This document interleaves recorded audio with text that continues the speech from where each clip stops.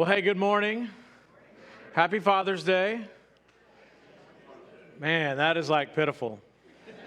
It's like the dad's going, I didn't get what I really wanted. I wanted a grill or a gun or whatever. Like, no, happy Father's Day. Okay, very good. Y'all are good. That's good.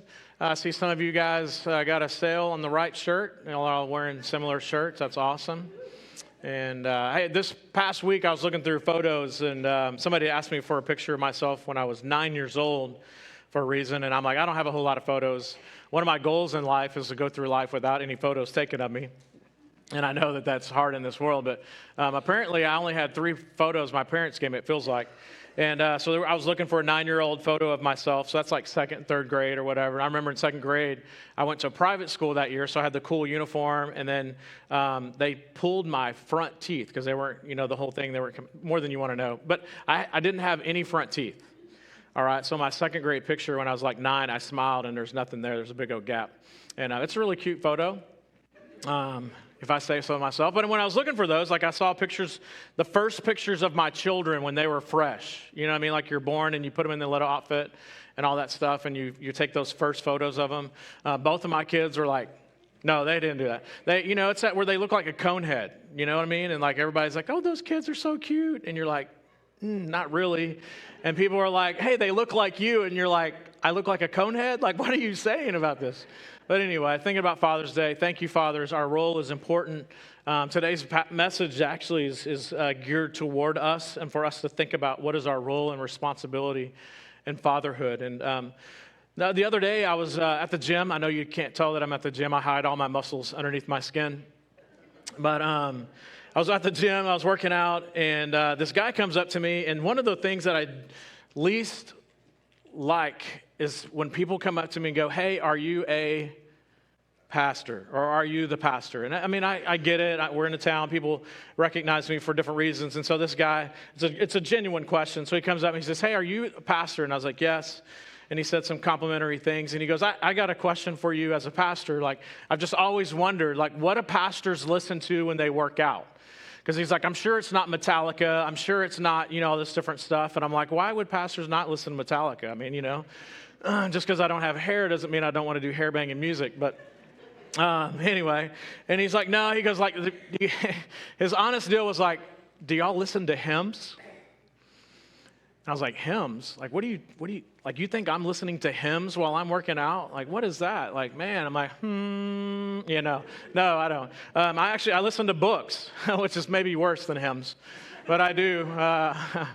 And so anyway, I mean, yeah, I'm a nerd, but anyway, and so there's a few books I've been reading recently that, man, they've really overwhelmed my spirit, and they're all, I don't read fiction.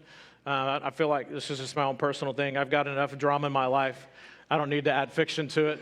And so I read biographies and stuff like that. And so one of the recent books that I read is a book called Thunderstruck.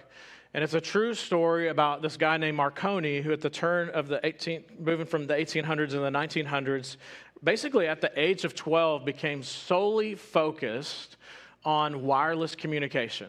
So think about this. In the 1880s, 1890s, he's thinking wireless communication. And so literally at the turn of the 1900s, he was able to transmit communications from across the Atlantic Ocean, from America to England and back and forth. And just that whole story behind all of that and what it looks like for us to become singly focused on something to accomplish it, almost to the disregard of everything else in his life. It doesn't mean he had a healthy life, per se, but he was able to accomplish something great because he was single-minded in his focus. There's another book, The Splendid and the Vile. And The Splendid and the Vile is about Churchill, the year that the war with Germany erupted, and how his righteous anger and his country's righteous anger at evil pushed them into the war and all the things and just all the stuff that they went through as a nation at the beginning of that. And so you just see this man leading the country, and as he would go different places, he would walk into dangerous situations for his people so that they would be encouraged. And so you see the leadership in the midst of that. And another book I read, it's The Old Breed. It's a young man's memoir of joining the Marine Regiment just after they had fought the battle at Guadalcanal. And so here's a young man who was on the officer path, and he gave up the officer path to become a Marine infantryman. And he stepped into a group of men who were battle tested. If you don't know, Guadalcanal was a serious battle.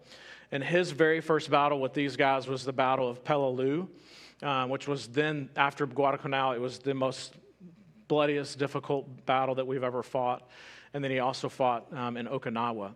And so as he shares just the struggles of battle, the daily life, and all the different things, I'm not going to get into it, but there was a lot of hand-to-hand combat that he fought. They weren't removed from each other, but it was hand-to-hand. And one of the things in our fight against the Japanese was, for the Japanese, it was unhonorable, dishonorable to surrender. And so every single battle that was hand-to-hand was literally hand-to-hand combat to the death. And so these guys, there was just a whole nother level of fighting that these guys thought through and struggled through, and that even to the point where at night they couldn't sleep because the Japanese were known for sneaking into their bunkers and attacking in the middle of the night. And so you can imagine all the different stuff going through that. And so as I've been thinking about all those different things, I've been thinking about what does courage look like? And E.B. Sledge, who's the author of that book, The Old Breed, he says this: courage, this is a 19-year-old boy, or he's about 40, but he's looking back as a 19-year-old boy fighting these battles. And he says, courage is overcoming fear and doing one's duty in the presence of danger, not being unafraid. In other words, it's looking at danger, and although you're afraid, it's stepping in to do what is necessary for us to do. And our story this morning is about a young man who did that. An entire nation of men stood on the battlefield and abdicated the responsibility that they had as men to fight a battle that was necessary to bring freedom to their people and to maintain freedom for their people, but they never would follow through on it because of fear. And one young man comes along and says, why would you allow this giant to talk about us and our God this way? And so, gentlemen, this is not a pour on us deal because you're here today. Is what I want us to think about as men is what's our role and what's our responsibility. And that you and there are things in our life that are giants in our land, they're giants in our family, they're giants in our culture, they're giants in our society. And they need us as men to stand in the gap and to fight the necessary fight.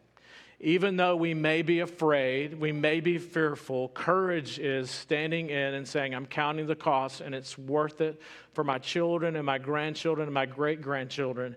It's worth it for me to fight and to literally give my life for my children and my grandchildren, to change the legacy. And so that's what I want us to think about this morning.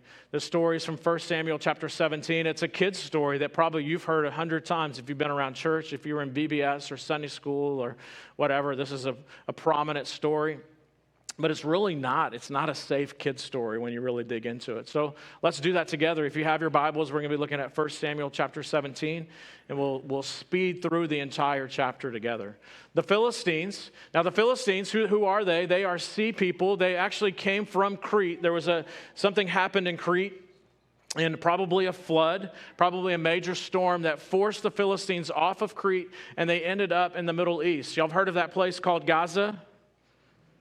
Yeah, okay. Well, that's where they reside. That's where they ended up. They moved from Crete. They made their way over to Gaza, into the Gaza Strip, in the Palestine area. And so that's where they're at. And so you get that image. So that's that left-hand bottom side. They're seafaring people, so that makes sense. They're right there on the coast, all right? And they were the rivals of the Israelites, the Hebrew people, from the very moment that they entered into the Middle East. As a matter of fact, God told the Israelites that, hey, as you go into the promised land, there's going to be some people groups that you need to totally remove from the land, or they will forever be a thorn in your side. And they didn't do it.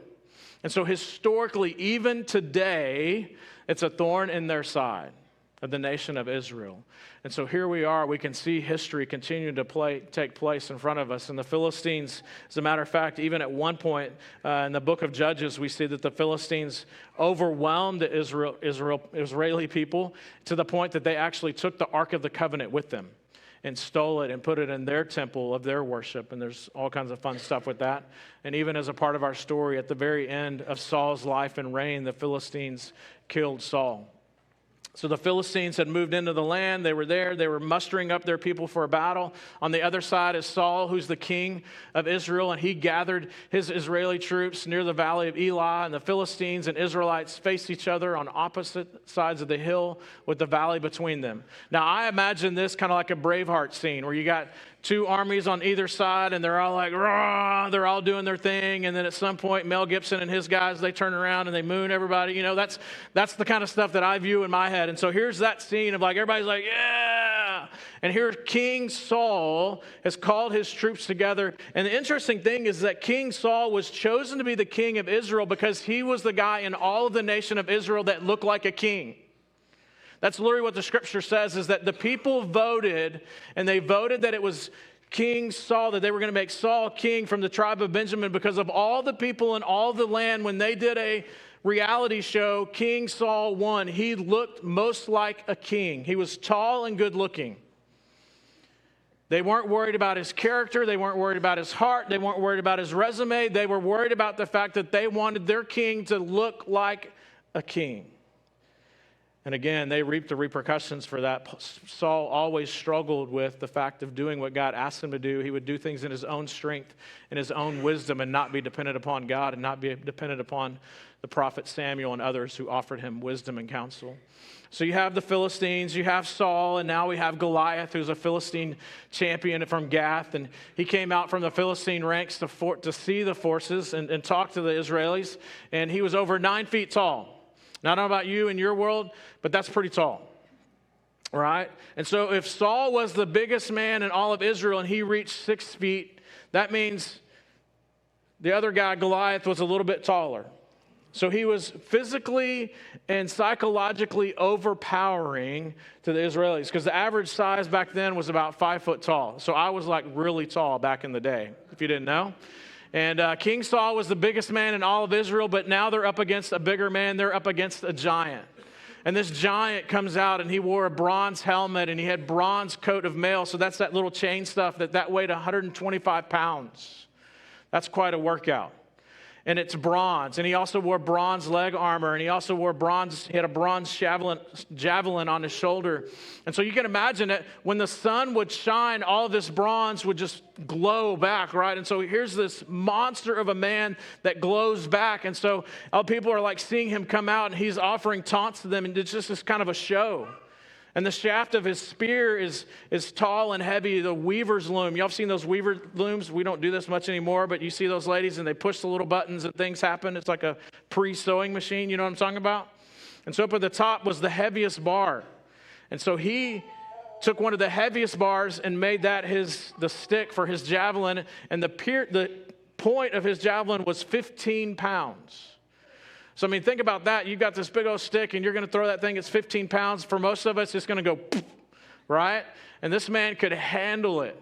And then he also, I think for giggles and laughs, he had an armor shield bearer in front of him, and that shield bearer would have had one of those full body shields. And I'm sure that shield bearer was back there doing this number, saying, please don't hurt me, because all this is going on. But all of his battle gear was made for close-to-close, hand-to-hand combat. If anybody was going to come near and put a sword toward him, he was covered. And Goliath then stood and he shouted taunts across to the Israelites. Why are you all coming out to fight, he claimed. I am the Philistine champion, but you are only servants of Saul. Choose one man to come down here and fight me. And if he kills me, then we will be your slaves. But if I kill him, you will be our slaves. I defy the armies of Israel today. Send me a man who will fight me. So basically, Goliath's speech is this: all of you guys are wimpy, wimpy, wimpy. And not only that, I'm going to be your bus driver. I'm going to take all of you to school and whoop you. And then let me just heap something else onto you. Look, listen, I'm going to shame you, but maybe even more importantly, I'm going to shame your God by the way that I shame you. You guys are wimps. I'm going to school you, and I'm going to put you to shame. Do something about it. And these guys would just stand there. Saul and the Israelites heard this, and they were terrified and deeply shaken. How many of you have heard of this term bar mitzvah? You know that term, bar mitzvah? Our Jewish friends participate in this, and this actually comes from this story of David. David, whenever he handed over the reins to adulthood to his son Solomon, he told his son Solomon, may you grow in the strength of yourself and become a man. And so in the bar mitzvah tradition, whenever we're passing over the reins from a parent to a young man or to even to a young woman, but particularly to a young man, it means this, is that young men now at age of 12 or 13, you are responsible for your decisions. You make decisions and you're responsible for them. You're responsible for your actions. And also the second thing is that as you practice your faith, you begin to practice your faith as you understand, and you are responsible for your relationship with God. So at the bar mitzvah, David was handing off the responsibility to Solomon, saying, listen, you're 12 or 13. Now the decisions that you make, they're your own. And as you begin to do that, as you grow into adulthood, you need to understand who God is, and you need to develop your own relationship with God and develop that in a way that you know Him and you're responsible with Him. I am giving that over to you. And dads, that's part of our responsibility with our sons and with our daughters, is that there's going to be giants in the land.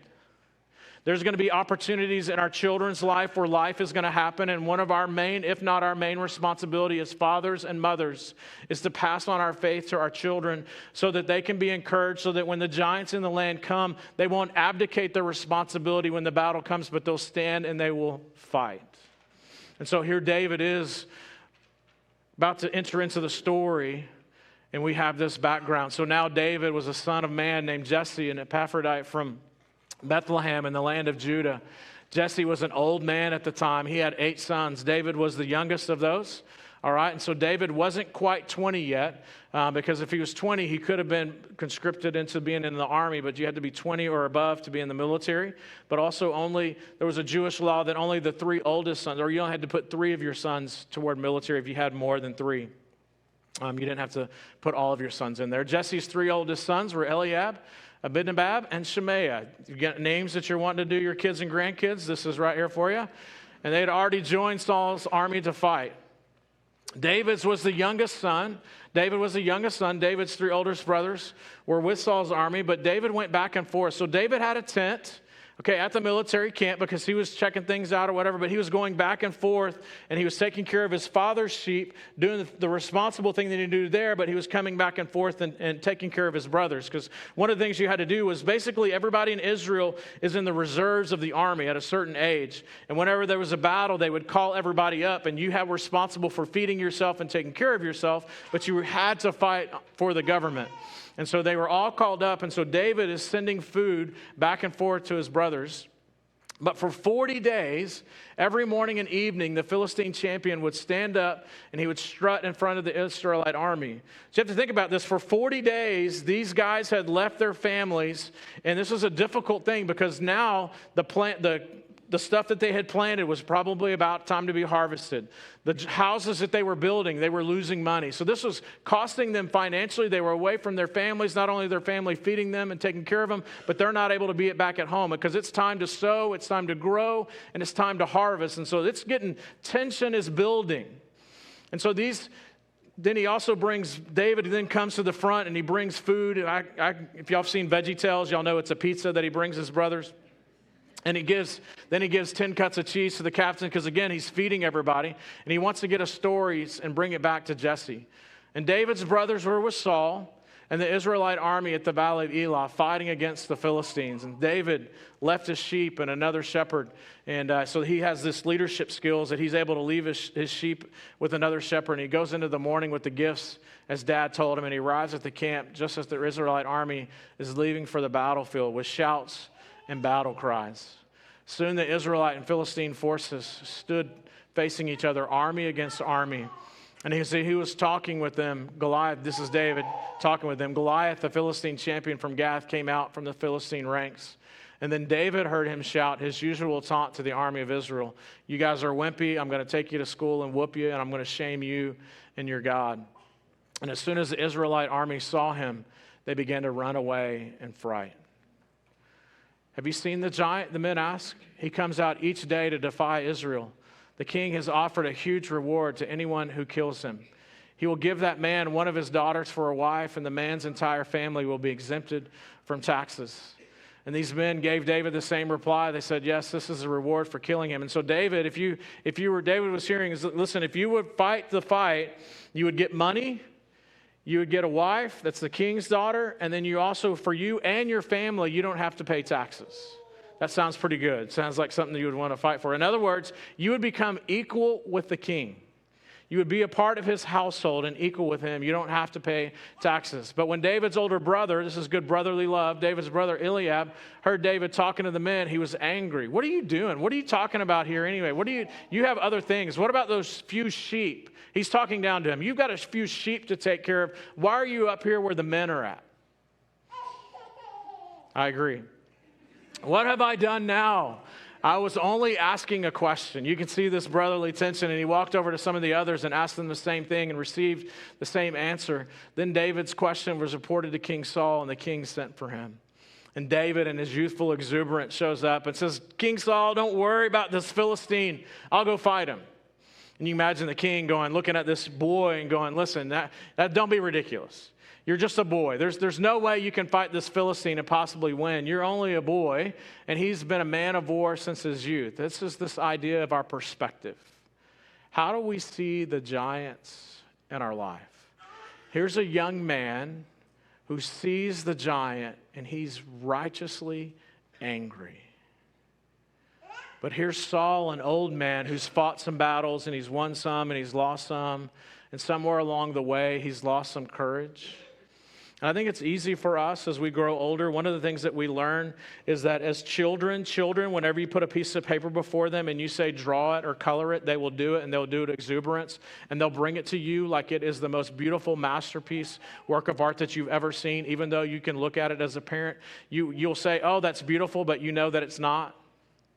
But we don't want to hurt our children's heart. We don't want to discourage them. We want to encourage them to continue to create, because we don't want to squash their creativity. We don't want to squash the courage to just draw something and bring it to people and go, look at what I've done. Look at what I've accomplished. But somewhere along the way, we're trained out of having that courage. We're trained out of having that creativity. We're trained out of doing some of the things that actually brought us joy and bring us joy, because someone along the way said that is horrible, because of their perspective.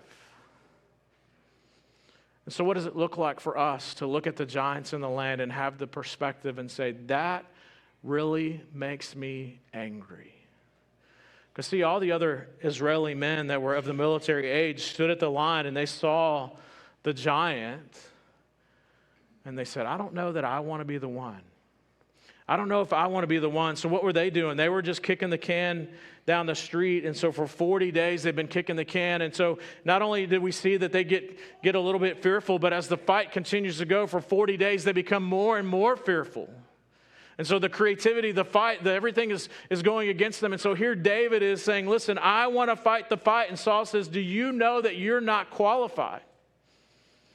And then David gives him his LinkedIn or his Indeed profile, and he says, listen, I've been taking care of my father's sheep and goats. When a lion or a bear comes to steal a lamb from the flock, I go after it with a club and I rescue it from the lamb from its mouth. If the animal turns on me, I catch it by the jaw and club it to death. As a matter of fact, this past week I was reading, there's a guy that was right here along the Colorado River before LaGrange, as LaGrange was being settled. There was a guy here that was known by even the Native Americans, don't mess with this dude because he went hunting with his bare hands. This was a man's man. And so this is what David's saying is like, listen, your perspective is that's a giant. And I'm telling you, I've fought things that are more vicious than this giant. I've fought in bears. I've fought in lions, things that are unpredictable. I have clubbed them to death. This dude is nothing for me. I've done this to both lions and bears, and I'll do it again to this Philistine. And he put in that fun little word, pagan, so he would get the idea. For he has defied the armies of the living God. Husbands and wives, mothers and fathers and grandfathers, what makes you righteously angry? What do your children and grandchildren deal with today because we've kicked the can down the road? There are things that our children are subjected to, our grandchildren are subjected to, our great-grandchildren are going to be subjected to, because we as a whole and our parents and our grandparents have kicked the can down the road. They've counted the cost and they said, I am too afraid to fight the fight. And so now we're living in it, and there are lions and bears, oh my, that need to be eradicated. Because it's not just a fight against us and just what we think and feel, it's against our living God. And that we need to have a righteous anger. Because listen, we're going to be afraid. That's natural. But to have the courage, to be encouraged to fight the fight, to count the cost. Is it worth giving up something for the legacy of our children and our grandchildren? And then Saul gave David his armor and a bronze helmet and a coat and mail. And so this is the other thing you need to get is whenever King Saul gives over his stuff to David, the only person in all of Israel who had this gear was Saul. And so Saul was saying to him, I am abdicating my role, my authority, my clothes, my yoke, everything that it means to be king in this moment. As a man, I'm handing it over to you as a young boy. You're willing to step into my role, and I am willing to give. Saul is abdicating his responsibility as king to an unqualified boy who's not even ready for military work. Moms and dads, grandmas and grandpas, we've done this too. We expect our kids and grandkids to fight fights that we need to stand and fight for them. David put on that gear and he strapped it on and took a step or two to see what it was like, and he had never worn these things before. And he says, I can't go in these things. I'm not used to them. And so David took them off again. And listen, here's what I want you to get is each one of us are uniquely gifted and talented, and we have unique passions, and there's going to be things that God pricks each one of our hearts about that make him righteously angry, but make us righteously angry. And so you have unique gifts, you have unique responsibilities, you have unique roles. And so in the roles, responsibilities, gifts, and passions and personalities that God's given you, he's given us the right and responsibility as children of God to not abdicate our role to lead in our community and our society, but to step into the roles and to lead and to stand and say, my God will not be shamed any longer, and to stand in the gap. King Saul abdicated his leadership responsibility. David stepped in. Not only did he step away, metaphorically, not only did he step away from the clothes of the king of Saul, but he also abdicated the same leadership model that Saul took. And even as king, he never wore kingly robes. David only wore shepherd clothes. So as David goes into the battle, he picks up 5 smooth stones from a stream and he put them into the shepherd's bag. And then he armed himself with his shepherd's staff and his sling, and he started across the valley to fight. And he took the tools of a shepherd. And Goliath, I imagine he was kind of like the Michelin Man. Again, my brain's weird. Goliath is walking out toward David with his shield bearer in front of him, sneering at this ruddy-faced boy. And he says, hey, am I a dog? Which is the lowest of all society, that you come out here with me with a stick? And he cursed David by the names of his gods. Come over here and I'll give you your flesh to the birds and wild animals. That word curse there is kalal. And that's from Genesis chapter 12, verse 3. And it's a promise that God made to Abraham. He said, Abraham, whoever curses you, I will curse. Whoever blesses you, I will bless. When David heard that, he understood that he'd already won the victory, because this was not his battle, but it was the Lord's battle. And anyone that would curse God, a child of God, in the covenant of Abraham, the victory was already won, because God was fighting the battle for him. And David replied to the Philistine, because that's in the back of his mind, you come to me with the sword and spear and javelin, but I come to you in the name of the Lord of the heaven's armies, the God of the armies of Israel, whom you have defiled. In other words, you've blasphemed him in righteous anger. And guess what the punishment was for blaspheming God? Stoning. Keep that in your mind. Today the Lord will conquer you, and I will kill you and cut off your head, and then I will give the dead bodies of your men to the birds and the wild animals, and the whole world will know that there's a God in Israel. And everyone assembled here will know that the Lord rescues his people, not with the sword and spear. This is the Lord's battle, and he will give you to us. As Goliath moved closer, he literally says it walked. He strained and labored as he walked closer to the attack. He's thinking hand-to-hand combat, and David runs quickly out to meet him. with his gear, he was ready to fight. Reaching into a shepherd's bag and taking out a stone. And these stones, these small stones, we have a tendency to think these little bitty things, but they were actually tennis ball-sized stones. And that someone that was really good and really accurate, like David would have been, they could get it going, and whenever they would release it, it would release really good at 100 and something miles an hour. So imagine a 100-mile-an-hour fastball coming at you. You're going to duck, right? And so here's Goliath. The only place that he's vulnerable is where? Right here. His Achilles heel is right here. He's got all the other stuff, and so David, with his sling, throws that tennis ball-sized stone and puts him right here in the head, and as the stone sinks in, it does what even the doctors tell us to do. It will hurt. If it doesn't kill you, it will sting, and you will fall down and most likely be unconscious. And so Leviticus 24, we find out that the thing that happens for blasphemers is stoning, and here Goliath had blasphemed God, and David did not use a spear or a sword, but a stone, and he took out the blasphemer, Goliath. And David triumphed over the Philistine with only a sling and a stone, for he had no sword. Then David ran over and pulled Goliath's sword from its sheath, and David used it to kill him and cut off his head. When the Philistines saw that their champion was dead, they turned and ran. They weren't brave either. Somebody had stood in the gap for them, and they ran from the battle. Then the men of Israel and Judah gave a great shout of triumph and rushed after the Philistines, chasing them as far as Gath, which was Goliath's home, and the gates of Ekron. And the bodies of the dead and wounded Philistines were strewn all along the road from Shaaraim as far as Gath and Ekron. So this morning, moms, dads, grandmas, grandpas, are you ready for victory in your life? There's giants in all of our lands. Here's the deal. Some of those giants, we know that they're there, and we've just let them continue to be there, and they annoy us to death. And we stand on the hill of battle, and we say, one day, I'll have enough courage. One day, I'll have enough strength. One day, I'll know enough about the Bible. One day, I'll have enough money. Whatever it is that you've bought into that you need more of to fight the battle, you have all that you need in the Lord.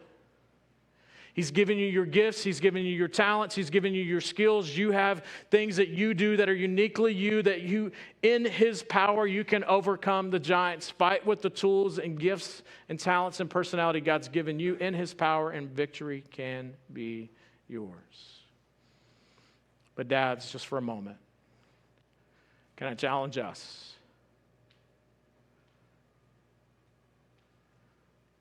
I know this isn't a cool thing to say these days, but we're kings of the castle, which means we're the ones that die for the kingdom. Our role and our rule is to die for our family and for the kingdom, and so our responsibility is greater. And so what does it look like for us? What are the things in our life and in our family life that we're tired of fighting with and dealing with, and that they would be gone if we would not abdicate our role and responsibility to be willing to fight the fight? Fathers, I put the courage into you. Get with some guys and fight the good fight. It's worth it. For the land to be free, it's worth it. Let's pray together. Father, thank you for this story that we've heard since childhood. Father, I pray for us as adults that we hear it anew and afresh and understand that, God, that you are for us, not against us, that you stand with us and you put courage into us. That, Father, you don't want us to kick the can down the road, but that you want us to stand strong in how you uniquely created us, to not to wear anybody else's gear, but the one gear that you've given us, the tools and personality and just how you've created us to fight the battles, to fight the giants. Father, may you give us courage in how you've uniquely built us. We are each a masterpiece, created in Christ Jesus. Father, may we fight not in our own strength, but in yours. And may we see the victory. It's in your Son's name that we pray. Amen.